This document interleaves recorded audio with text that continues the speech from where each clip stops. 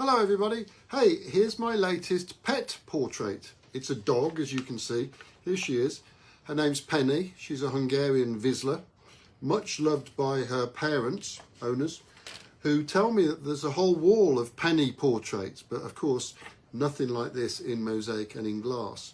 The thing that struck her the most when I met her and took that photo is how sleek she was, and so to show her in profile really enhances that elegance that she's got. Beautiful dog. Anyway, within her there wasn't that much contrast, unlike say a Dalmatian would be a real gift, wouldn't it? So I've had to exaggerate the contrast in order to give her form.